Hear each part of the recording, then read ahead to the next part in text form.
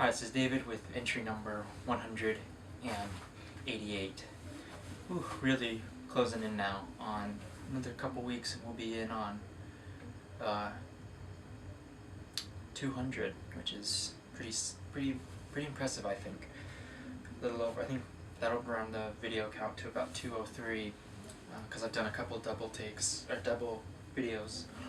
So yeah, pretty impressive, I think. Sorry about the noise. I'm recording at about 8 o'clock p.m., maybe 7:30 p.m., I don't know. 7:30. I got the note bong downstairs. I'm cooking a little off to the side here, and the neighbors are having a party, so yeah, bit of noise. Had a really nice day today.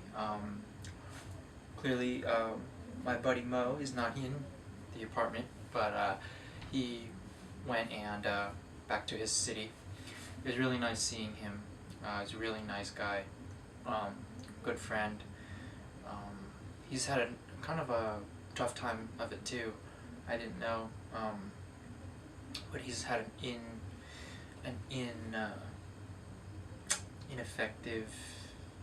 ineffectual mentor teacher as well.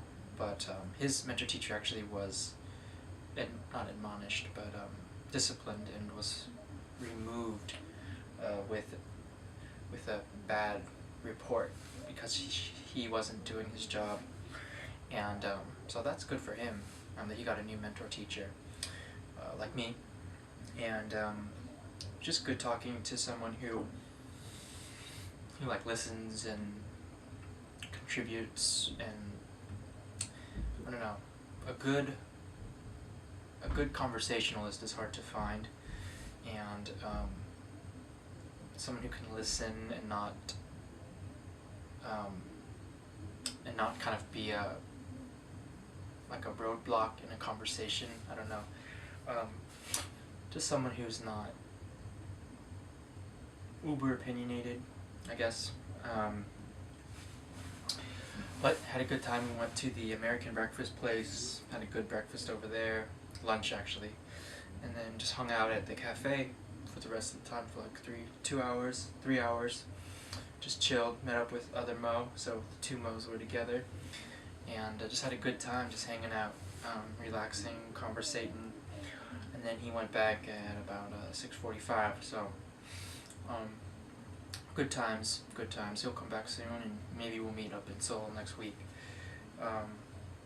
Just good having people to talk to.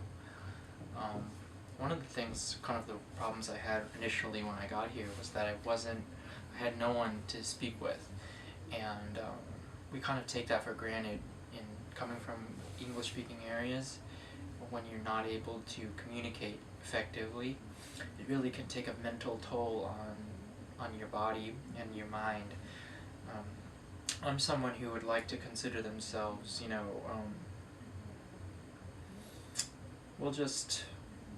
I don't know what the word would be, but consider themselves not really talkative, but someone who enjoys speaking and likes to talk to other people. I'm realizing that I'm more of that than I thought I was back in the U.S. While I do like solitude, it's not something that is, when you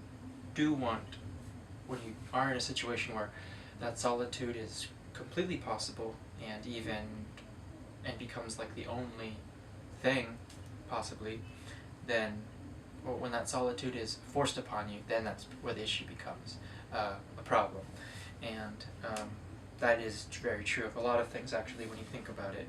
How many times can you remember when you've had like an experience where you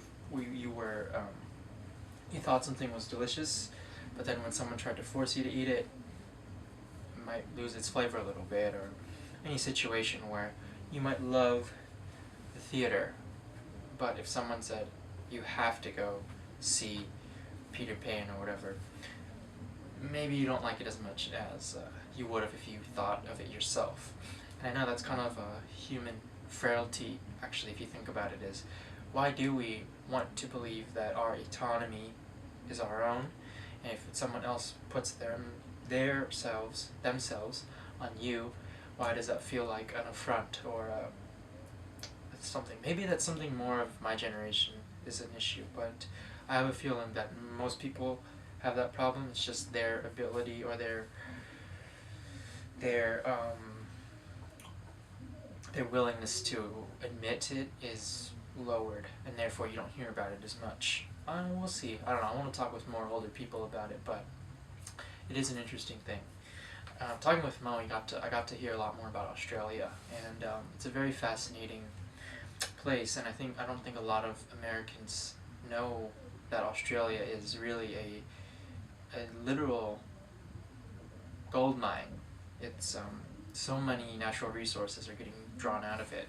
It's a bit scary, a bit sad, and a bit worrying that it's being used as kind of like well, it's just getting taken advantage of, kind of, you know.